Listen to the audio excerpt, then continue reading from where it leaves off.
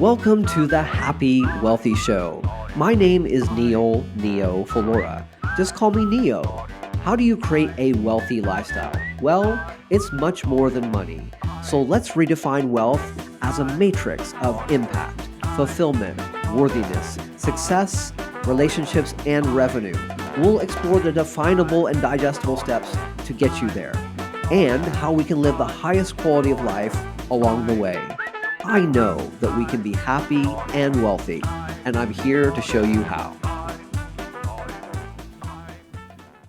Welcome to the Happy Wealthy Show. I'm your host, Neo Phalora, and today we have Dr. Justin Mosley on the show today.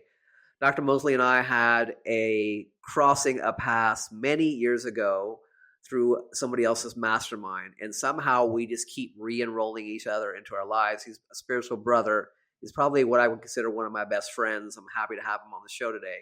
What you don't know about Dr. Justin is that he has had many lives. He started out as actually somebody who wanted to get into the music business. He had a path down there and pivoted out of that into something that probably was a little more practical. He became a chiropractic doctor. In that path, he had a life-changing experience, and that changed his world so much. He went into the areas of mindset and has become the mindset doctor. But Justin is always evolving, and his latest iteration is double TEDx speaker, a prolific speaker in that vein, and we want to talk to him about that as well. Justin, welcome to the show. Neil, thanks for having me, brother. I always enjoy connecting with you and seeing where the conversations go. It's always great stuff. On this show, I've gotten away from doing complex bios, and what I'm just doing for my guests is giving them about 90 seconds to tell us who you are. What should we know about Justin Mosley, or Dr. Justin Mosley in this case? Yeah, so I'm a former chiropractor. My wife's a chiropractor as well, and built a great practice here outside of Nashville, Tennessee. And in 2018, I had a near-death accident that really changed everything for me. It made me realize that I'm here for a bigger reason, that I want to make a bigger impact in the world. So I started putting out content on mindset and personal development, and changed my life in the process of helping others change their life. And it's led to a lot of opportunities, meeting cool people like you. And that's just what I'm about, making a bigger impact in the world. Awesome. I know your mission well, brother, but one thing I don't think you and I have ever really talked about is what was it like to grow up as Justin? What do you think the things that were most formative, and maybe what are some of the things that really shaped you, that you may not have thought about before? Because we've all had some hard experiences growing up too that probably really, really dictate how and why we have impacted the world. Yeah, my dad was an entrepreneur. So I grew up seeing him build a business. And I remember 8, 9 years old, in the summers, going to work with him and just thinking how cool it was just to see him build his own business. And then I started working with him, even 16. He's a video producer here in Nashville. And at 16 years old, I'm running cameras and going on shoots with him and meeting some celebrities and doing that thing. And just thought it was really cool. But the biggest thing for me was it lit that entrepreneurial spirit in me. So then fast forward later on, and I thought I went to college to do video production, and I thought I was going in that route, but then shifted gears and shifted majors completely from mass communications to pre-med major and going on to chiropractic school, but still with that lens of I'm going to be a chiropractor to own my own business and to be an entrepreneur. So growing up, having my dad as a role model and just seeing what it's like to be an entrepreneur, who knows what I would have been today if I didn't have that to see firsthand, and really lit that entrepreneurial spirit inside of me and drives me to this day to build things and to create value in the world. Yeah, bro. The whole rich dad, poor dad effect is real. I mean, it's a real thing, right? I mean, kids, they own what they're shown. And if we don't have the examples in our lives, it becomes really a lot harder to say, you know what, I'm gonna create a business. I'm gonna create a brand. I'm gonna do my own thing. We need that permission slip, right, to go forward. Okay, so you're on this path. You're in media. You decide, well, maybe I can do the chiropractic thing. When was it in the chiropractic journey that you said, oh, well, I'm going to step out of this, right? Because I'm assuming you were probably making pretty good money. Your wife has a practice now, that I know it does really well. You've got several employees, but what is that unlock to go from safety to go, yo, I'm just going to jump out of this plane and do something different, right? Yeah. So the first thing we did, we built a successful practice, and yeah, life was good, money was good, but I blew my shoulder out. And that was the biggest eye opener for me. And I think a lot of entrepreneurs get this. If the business is built around us, I had the thought of like, what if I go down and my wife goes down? Like the whole business goes down. So then that opened my eyes to, well, I've got to build the business a better way. It can't revolve around me. I've got to build it in a way that it can run without me. So I started doing that in about 2015. And then fast forward to 2018 when I actually had my near death accident. And that's what woke me up to transition outside of chiropractic. But I think a lot of entrepreneurs get in that position where we want to be entrepreneurs to have the freedom and have our own hours and do our own thing, but we just build a job for ourselves. So it's very important to Wow. build the life that we love. Have the vision of what life do you want to live and build the business around that versus just building another job for yourself. Well, that's really good. I don't think I've ever heard you say that particular phrase, but I do think that a lot of us end up building a job for ourselves. We do it subconsciously. It just happens over time. We don't know kind of how it happens. It's like a frog being boiled in water, right? The heat just keeps turning up, and all of a sudden you're in this situation. You wake up one day and you're like, how am I here? Because with that is, I think, entrepreneurial spirit, we just want to build something, and we wear like the grinding as a badge of honor. Like, I'm going to grind and I'm going to hustle, I'm going to work hard. And if I'm not working hard, then I'm not going to be successful.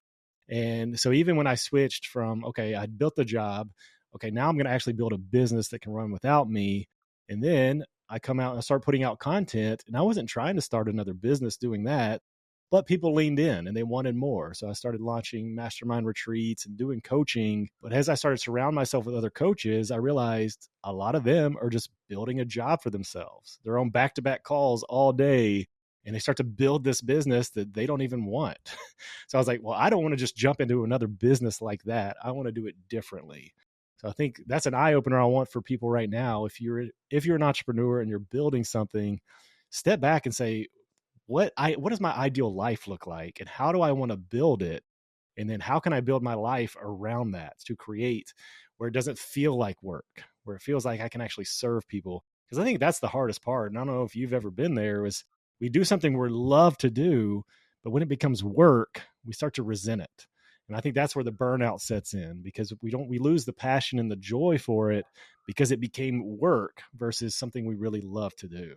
Well, let's shift into that. That's cool. That's a cool concept, and what you said earlier about, you know, it becomes work. And I think people subscribe to the paradigm of they grind because they believe that if it is going to be good, it has to be hard, Mm. right? It's like, Yeah. if it's going to be good, it has to be hard.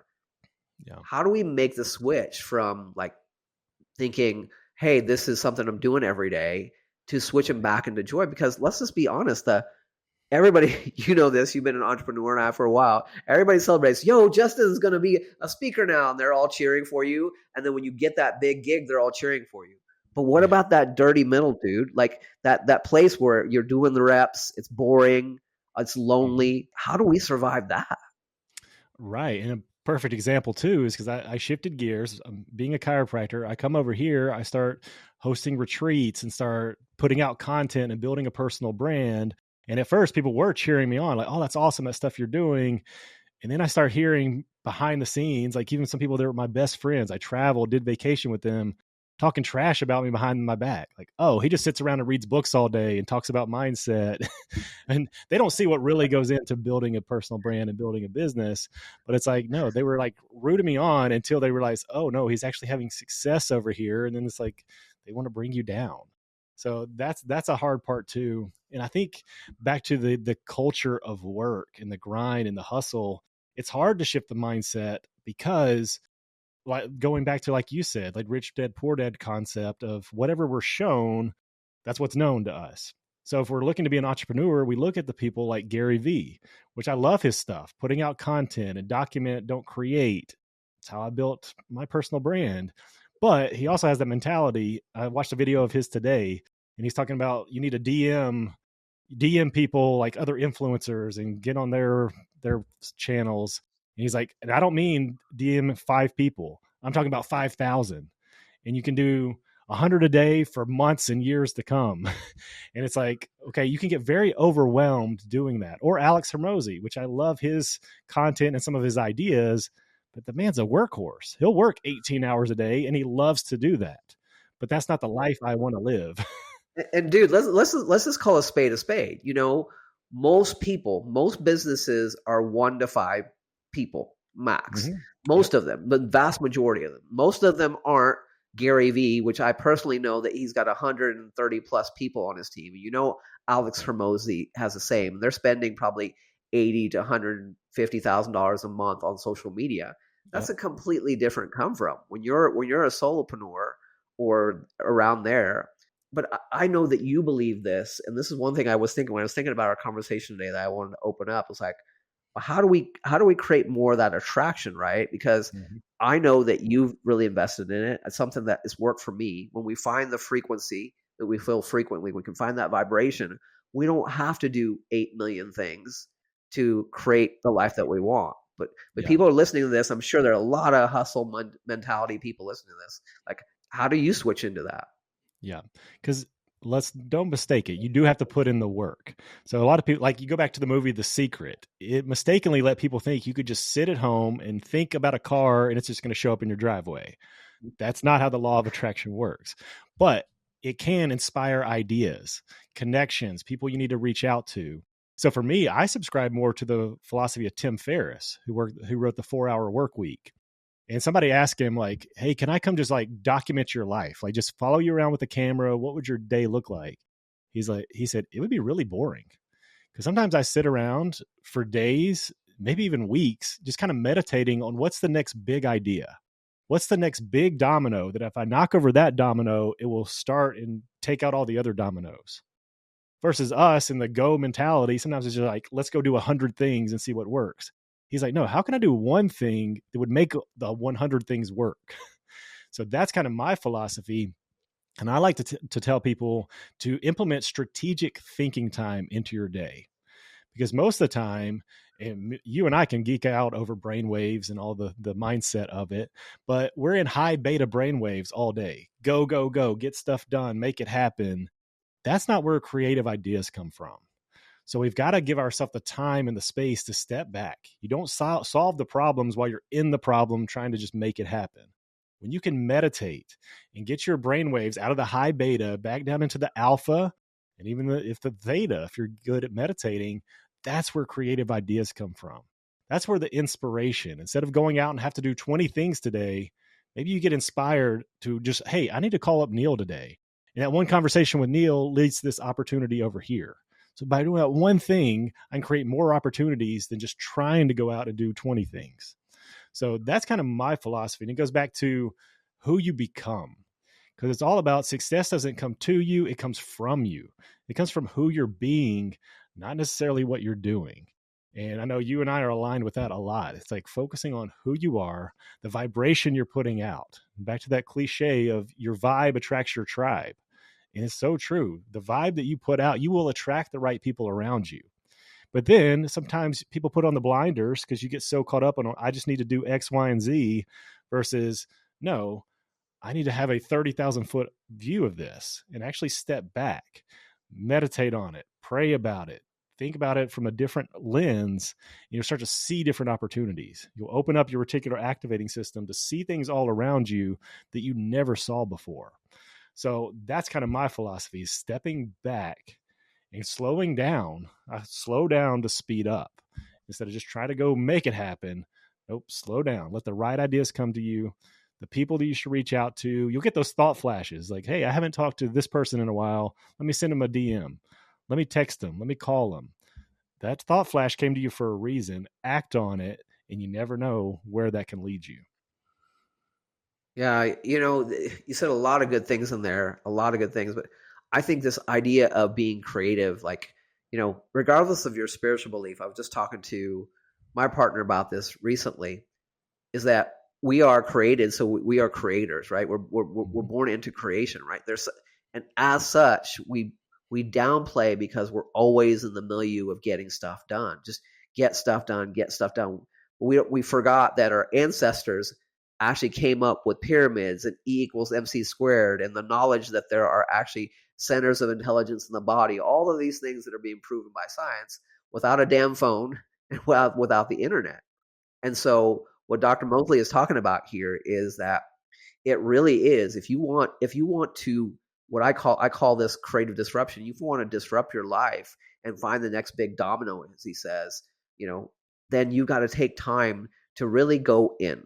It's always going in. Go in, right?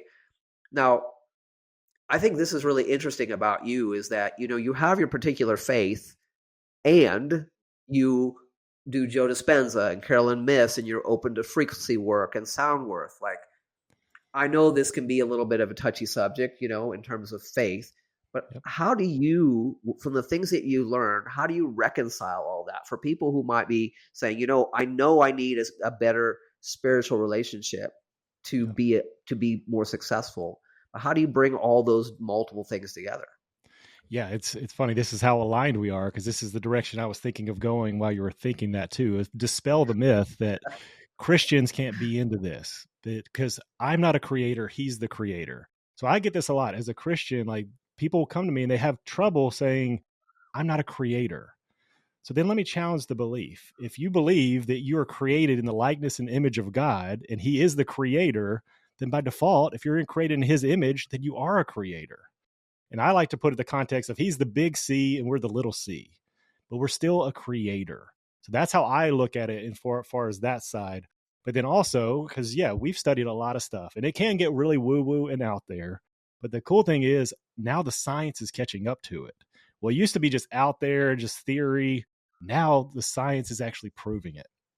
So for me, being a man of faith, I look everything through the lens of faith, not just believing somebody's word for it and just going down their rabbit trails, because everybody has their own upbringing and their own views of the world and their own views on faith and existence and all those things. I don't buy into theirs. I have my own belief on it. And then I'll learn anything from anybody, but then bring it back to my own point of view and my own lens through my lens of faith. So that's what I like to do. I don't take it as face value. I don't take it as fact from someone else, but I like to learn it and understand, okay, why do they believe that? And then bring it back to, okay, what do I believe? And look through it through my own lens of faith. That's really good. One of the other things that when I was thinking about this show today, I was like, I know that nobody would necessarily know it if you just saw Justin's talks or his Instagram reels and stuff like that, but he's an introvert. He really is an introvert. And when we're at social functions, he'll be like, he calls me the connector, we're like, no, Neil, connect me to this person. But Justin's really well connected, but yet he's an introvert. So I know there've got to be a lot of people here that probably are introverts too. And I think sometimes there's a myth that, oh, well, if I'm not extroverted, I can't build a brand. I can't create wealth in my life. I can't create the life of my dreams. So you have overcome that in certain ways. I know you kind of started out with a big story about why you couldn't speak up. Talk to us a little bit about that, bro. Yeah, I mean, I grew up with a tremendous fear of public speaking. And it's funny because I just did my second TED talk and it was on how I overcame the fear of public speaking. And the whole reason I did that talk is because 2 years ago, I did my first TED talk. And at that time, I was already out speaking a lot. And people were congratulating me. Man, that's awesome. I wish I could do that, but I'm terrified to speak. It just comes so naturally to you. And I was like, oh, wait a minute. It did not come naturally to me. Like, I was terrified most of my life to get up and speak. So in my TED talk, I did share my experience. Like, it first got anchored into me when I was in the second grade. And the teacher, we were reading in class and teacher was calling on different students. And then she called on me and I started like stuttering over my words. I heard other kids started laughing at me, and it anchored into my mind, you're not a speaker. You shouldn't speak. And it was deeper to the point of your voice doesn't matter. That's the story that was implanted from that experience. And it just kept getting worse. Like, I couldn't speak into a small group of people, let alone being on a stage in front of a group of people. But there was more episodes like that along the way, to the point where I got to college and had to take a speech class and almost failed the speech class because I had a panic attack during my speech. So just another Wow. anchor. See, this isn't for you. You shouldn't speak. So this is my message to everyone, because what really I had to do was I had to make the mission bigger than me. Because for me, I could have just accepted, you know what? That's my story. I can't speak, but I knew in my heart I had a message I wanted to share in the world. I would see other people that would inspire me. I remember being, even in elementary school, being in an assembly and seeing this guy on stage speak. And I just remember how he made me feel. And I was like, man, I wish I could do that. Well, for years, I believe that's not for me, though. That's for the Neils who can get up on a stage and MC and do his thing. That's not for me. But I had to get to the point where I realized, you know what? I have a message to share. And that's what I believe for everyone. Everyone's got a message to share. So I had to make it about them. The thing is, one of the things I realized is people, we get afraid of it because we make it about ourselves. What are people going to think of me? What if I don't say the right thing? What if they're going to judge I'm wearing a hat that says Nash for Nashville? What if they don't like that? What if they don't like the shirt I'm wearing? I've got a Southern accent. What if they don't like that? We get in our heads about being about us. But truly speaking is about the people we're serving. So, especially for introverts, a lot of times the misconception about introverts is we don't have something to say. The reality is we do. We just like to get to know people first. And once people kind of break the ice, a lot of introverts, you get them talking, they'll talk your head off once they get to know you. So Yeah. the story's there. A lot of times we're quiet, we process in our own heads, but realizing you've got a message to share, you need to share your message with the world, because there's someone right now that's desperately waiting to hear your message. And the cool thing about it is, again, I'm going to keep talking about my TED talk because a lot of it's fresh. It just came out on YouTube, so it's all in my head right now. But one of the things that really helped me was a mentor, Rory Vaden. He said, you are perfectly positioned to serve the person you once were. So that's what I like to look at when it comes to the story you have to share. Because for me, for years, I was like, I don't have a story. There's nothing that I would share that people would care about. But when you look through that lens, you're perfectly positioned to serve the person you once were. You realize, man, I've been through stuff in my life. There's lessons that I've learned. There's obstacles I've overcome, challenges I've faced. Well, I can take the lessons that I've learned and speak life into other people. There's people right now going through things that you went through in the past. So you can take your story and speak life into them. And the cool thing about it is the more I started getting around other speakers, I found out a lot of speakers, highly paid speakers, are introverts. Like it's not natural for them to get on stage and speak, but they knew in their hearts they have a message to share. So they overcame their fear and they got out there and started sharing their message with the world. So don't look at being introverted as a handicap. Really, it's no, you've got a story to tell. We've just got to get you the confidence to get out there and speak your message because the world's waiting to hear it. So I hope you guys, for those of you that are introverts, to really listen to that. Usually I break the conversation up a little bit. But I wanted to give my brother Justin his piece because a lot of us are self-editing. We are self-editing. We're not going out there. And just as from my viewpoint, what I say the exercise I've been using lately is I was like, look, have you had a time in your life where somebody's 10 to 30 words not only changed your life but stuck with you for your life? This is not about like, oh, you have a purpose, you have a passion. It seems esoteric. What I'm telling you is that, and I like this analogy. You have your Schindler's List. There are people waiting. I'm not even joking, guys. Right now, I want you to feel the gravity of this. Waiting, just like when you were waiting on that person who laid those words, that notion, that emotion on your heart. They are waiting for you to come and create a difference in their lives. And we just have no idea who we will affect. I've had people that I've talked to on calls come back to me years later and tell me that thing you said, that's why I ended up getting out of an abusive relationship and making money and all those things. And I'm just sitting there with tears in my eyes, had no idea that me taking that time, right? So that's really what Justin is talking about. Speaking of that, because a lot of people, I just encourage you, I know Neil does as well, just get out and start telling your story. Do it on social media. Get invited to speak at events. Let people know that you are a speaker, but get out there and start sharing because, like he said, you have no idea who you're going to affect. Because a lot of times we'll go through and we'll never know for the rest of our lives. We're going to touch people's lives that we'll never know. But that's the cool thing. Eventually, some people will tell us, like, hey, what you said made a difference. But there's a lot of people we'll never know the impact that we had. But I guarantee you're not going to make an impact if you don't get out there and share. And that reminded me, the quote that I shared in my TED Talk was one of my favorite from BJ Palmer. He said, you never know how far reaching something you may think, say, or do today will affect the lives of millions tomorrow.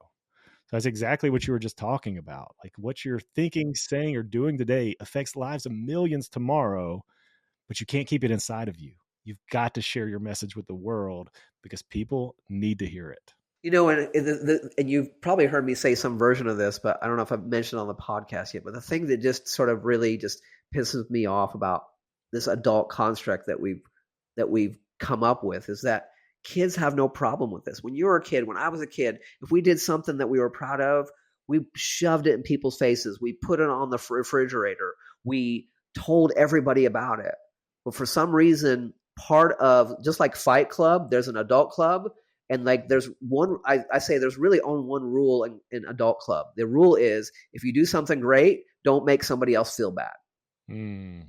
Right? We're all just silently agreeing to that. I'm just like, this makes me crazy, right?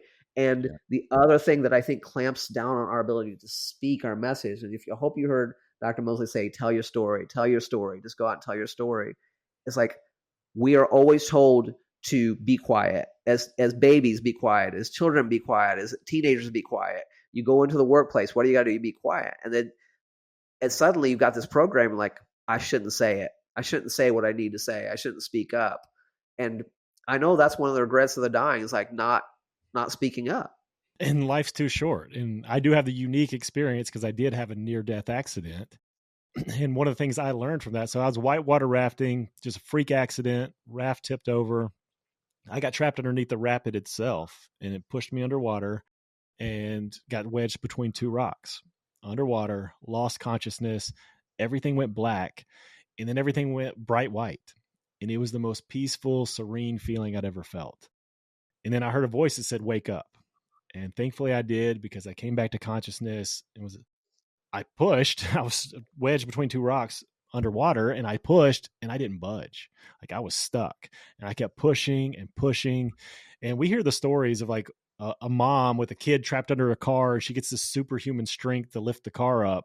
That's what happened. I had this supernatural strength that I was able to push, broke the buckle on my life jacket, floated to the top and got washed down the river. So we all question our purpose in life. Why are we here? What's the meaning of all this? But in that moment, I asked a different question. I said, why am I still here? Because things could have been different in that moment. What if I didn't hear wake up? What if I wasn't strong enough to break free? So my message to you, though, is you don't need a near-death accident or you don't need a rock bottom moment. That's usually when people get a rock bottom, that's when they want to change. The reality is you can ask the question to yourself right now, why are you still here? Because life is a gift. It's not guaranteed.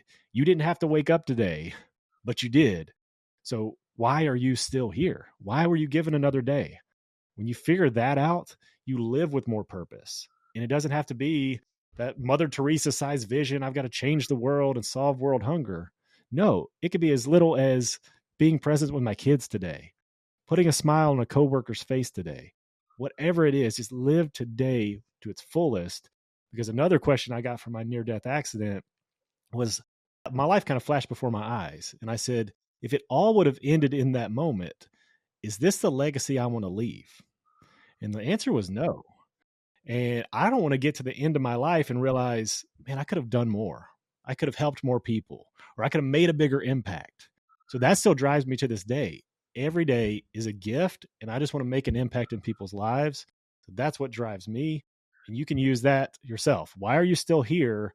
And what's the legacy you want to leave? Boom. Every single day, just make one step towards that legacy you're trying to build.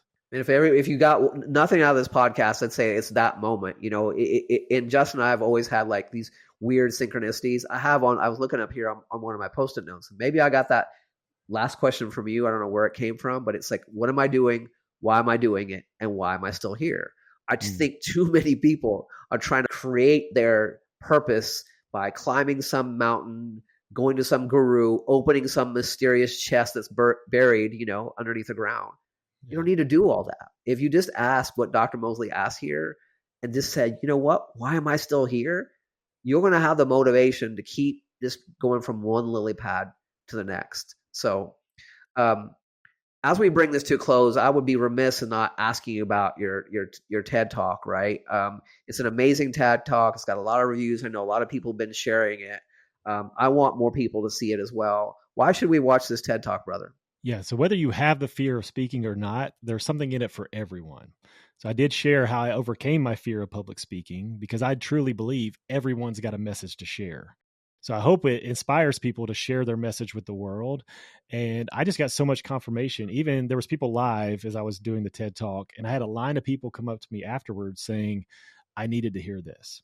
I needed to hear this. I needed to hear this. So that was a confirmation for me that, hey, there's something here. But there was one that said she's a speaker and she said, I've got to talk in 2 weeks. And there's stuff that you said I'm going to use to help me for my talk. Another lady came up and said, hey, I'm a speaking coach, but I've never had the fear of speaking. I don't even know what that's like. So I'm going to use what you talked about to help relate to my people that I help with their speaking. So ultimately, it's helping you understand and pull out the message that you have to share with the world, because I want to help people make a bigger impact. I'd love for people to actually just go. You can go to YouTube. We can drop the link somewhere. But if you just go to YouTube and just put in Justin Mosley TED Talk, it'll come up. And there is two. So one was 2 years ago, but this one just came out recently. So 2024 here. And yeah, it's how I overcame my fear of public speaking. But I ask you, if you watch it and it helped you, please like and comment, for one, because that helps the algorithm show it to more people. But if it helped you, share it with someone else, because you never know who else is either struggling with speaking, they feel like they have a message they want to share. You never know. I mean, I've got there's over 70 comments already from people going on there saying, hey, this is a great message. So, and the cool thing about it with TED, it's like, it's not a video to get into my funnel and what kind of business can I get. Like, I'm not trying to sell anything here. This is truly just a heart project of, I think this message can change the world and I just want to get it out there. So I love anyone to support it. Even if you don't think the message applies to you, just by watching it can help more people see it. Yeah, so I strongly encourage you guys.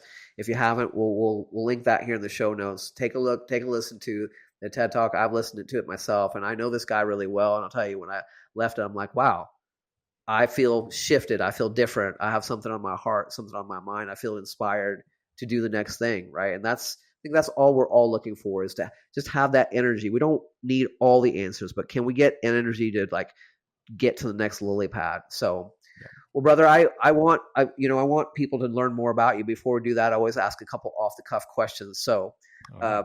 One is, if Justin Mosley is dancing on a Saturday night, where would he be dancing, and what song would be playing? Where would I be dancing? Yeah, what song would be playing? Good question. It would be, I don't know, I can't even think of the song. It would be a country music song. I'm from Nashville, and my wife loves going out in Nashville listening to live music. So any kind of country song, me and my wife, we're going to be dancing to it. Nice. I see you out in the music fest all the time, so I thought I'd ask you a Yep. music related question. Yeah, we love it. So the last question before we start to delve into how we can work with you, understand you better. So if you were standing in front of 20-year-old Justin, right, and you had 90 seconds to lay something on him, what would you say to him? Your message matters. There's a message inside of you that the world is waiting to hear.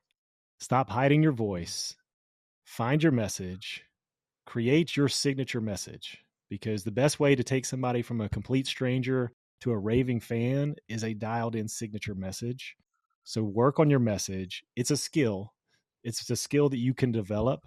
So work on it, then share that message with the world, because that's how you're going to make an impact. Wow. And for those of you, I'll let the cat out of the bag. Why I always ask that particular question, I ask the same question to everybody, is because what I've discovered over and over is our impact in the world is always in the direction of the wound that we're trying to heal, right? And we get insight how we see ourselves reflected when we get to talk to our younger selves for a moment. So I appreciate your vulnerability there. So I know you're speaking a lot more places. You spoke at the thing in Nashville. You've got a lot more interest on you. I know you are really, really expanding your speaker brand right now. Somebody watches your TED Talk and they say, hey, I want Justin to come to my company, come to my team, come to my event, right? How can they find you? Yeah, so easiest way, Instagram at Dr. Justin Mosley. You can find out a lot. You can see the content, what I'm all about. Shoot me a DM. I'd love to connect with you. I'm constantly active there. Or my emails, Dr. Justin, so just drjustin at drjustinmosley.com. And drjustinmosley.com is my website. So plenty of information. I've been speaking a lot. I've been speaking 10 out of the last 12 weeks. Just got back on Sunday from Mexico, speaking at an event down there. So that was a lot of fun. And yeah, I love to speak. And then I also help people. If you do struggle with speaking, I'm here recently or soon, I'm going to be putting out tons of content on public speaking skills, how to develop the skill. And if you want to help crafting your actual signature message, I'd love to help you do that as well. So love helping speakers become better speakers, making a better impact. This is a skill. I really we want to end on this, but I'll just say this one more thing. This is a skill that if you're a speaker or not, is a life skill. You don't have to be in front of a stage with 3,000 people to consider yourself worthy of wanting to speak better. I mean, that it is a skill no matter where you're at in life. So if you have trouble speaking in any shape or form, I encourage you to reach out to Justin. So thank you, Justin, for being on the show. I always want to remind folks at the end that the best part of being wealthy is being happy. Appreciate you, brother. I appreciate you, man. Thanks for having me.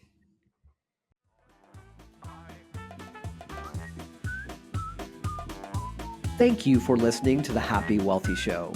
If you've enjoyed this podcast, please subscribe and leave us a review. It helps us reach more people, and through a little bit of your generosity, we can help those impact-driven, heart-centric change makers out there like yourself.